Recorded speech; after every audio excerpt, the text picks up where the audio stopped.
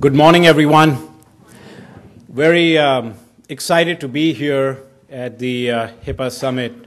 I'm actually surprised we've made it to the 15th HIPAA Summit. I wonder how many more there might be. It seems to get a life of its own. I'm a first-generation American, unlike many of you in this room here today. I came to the U.S. in 1983 to study at Clemson University in South Carolina. It was quite an experience. And I remember coming from India. I was desperate after a few semesters of studying through the weekends and summer sessions and all of that for Indian food. And all around Clemson in the state of South Carolina, Georgia, North Carolina, couldn't find an Indian grocery store, couldn't find an Indian restaurant. And I missed that terribly. So that was back in 1983. And how much times have changed. We always, when I had to visit my parents back home in New Delhi or Mumbai in India, had to route through Europe, wait for connections to take us back. The journey always took more than 24 hours of flying time. And now I leave for India tomorrow, and there are non-stop flights that take you from Chicago, American Airlines, Continental, many airlines, and you land straight in New Delhi. And there's hardly a city in America today that you would not be able to find Indian restaurants. And the reason I bring this in, and what's the connection with HIPAA and the HIPAA Summit, has you been drinking last night,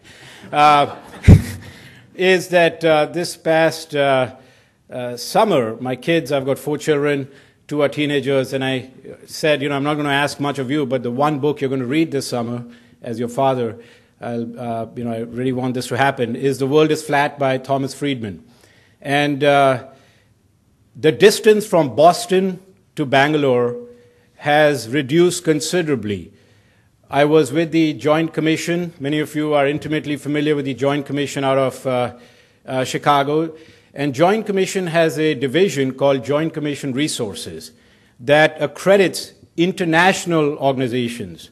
And today you will find many health providers in India, in other countries of the world. I'm very familiar with India, so that's the example I'll share with you, whose facilities and care surpass that of what we are used to in the 6,000 plus hospitals that we have here in America. And just in the last few years, China has built over 2,500 hospitals, which is still 20% of the number that they need.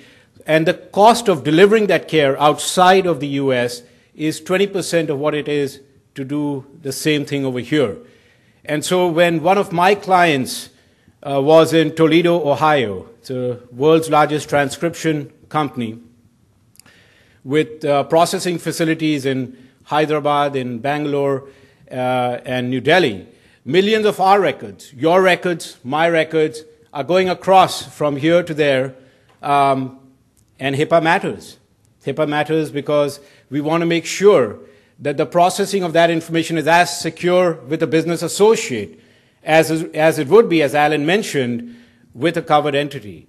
And so for many years now, almost a decade, I've devoted my life and the focus of my organization, the HIPAA Academy, on really trying to understand the regulation and trying to deepen the knowledge of individuals across the industry on this regulation. Because only when we understand something can we implement capabilities to come into compliance. The credentials that we launched many years ago, and we were the first in the industry, the first in the world to focus on certification programs around the HIPAA regulation. There were 3. The Certified HIPAA Administrator, and I've got slides on each of these, Certified HIPAA Professional, and Certified HIPAA Security Specialist. Each of these programs focuses in a particular area of the HIPAA regulation.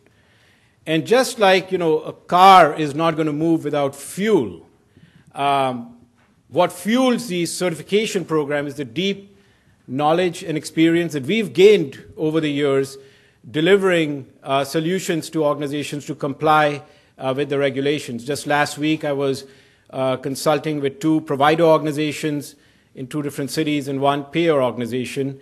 We are seeing a very strong emerging interest, especially in the last 6 to 9 months, from business associates across the world to comply with HIPAA.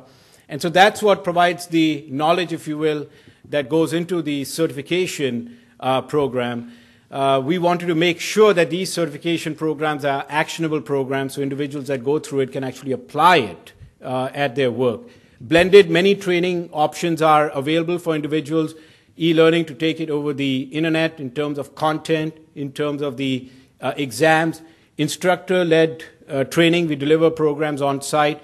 My team just last week had delivered this program in Anchorage, Alaska. We have delivered this program in Spanish in Puerto Rico. So there's very strong interest for the program across the country. And the client list, I think there's hardly any agency of the government that has not gone through our certification programs, as well as many organizations that provide services in the area of consulting, Deloitte & Touche, Ernst & Young, IBM, and many others. And I think what distinguishes our organization, the HIPAA Academy, from many others in this industry is that we're very devoted. The reason I'm here is to learn and to share with my peers, and very passionate about taking this program further and extending it to bring more value. From our experience working with HIPAA, and we heard a very passionate presentation from Alan that was very focused on privacy, some very critical areas that organizations need to pay attention to. In the area of security, because I think if we are ever going to realize the dream that has been laid out 2014 of electronic health records for all Americans and the National Health Information Network, NHIN, got to have that shield around patient information. And there are 7 steps that it comes down to, really, for organizations to be compliant with the HIPAA security legislation.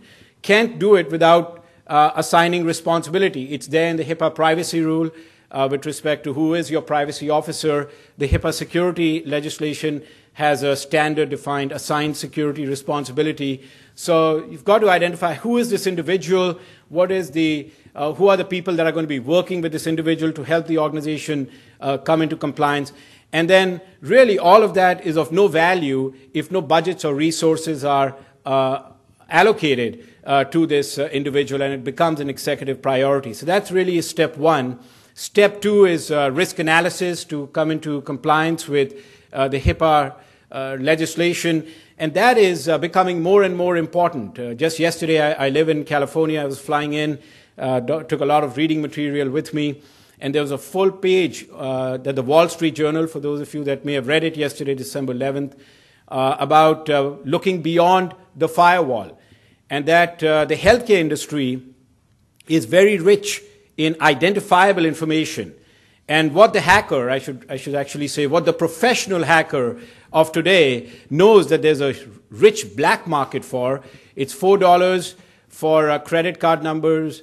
It's $5 for social security numbers. It's $400 for bank account numbers. There's a rich market. There are over 2,100 websites that have tools to launch attacks on company, business, electronic infrastructures, free of cost. So the threat is very real. And risk analysis, which is the #1 implementation specification in the HIPAA security rule, is there for a reason, is that organizations must conduct this on a periodic basis, a thorough examination of the vulnerabilities and risks to electronic protected health information. How can you protect if you don't know what your vulnerabilities are? And I've been a security expert now for about 23 years, and if there are 2 things I've learned about information security, is that we are never going to have a 100% secure environment, and security is only as strong as your weak links. And without conducting a comprehensive risk analysis, how do you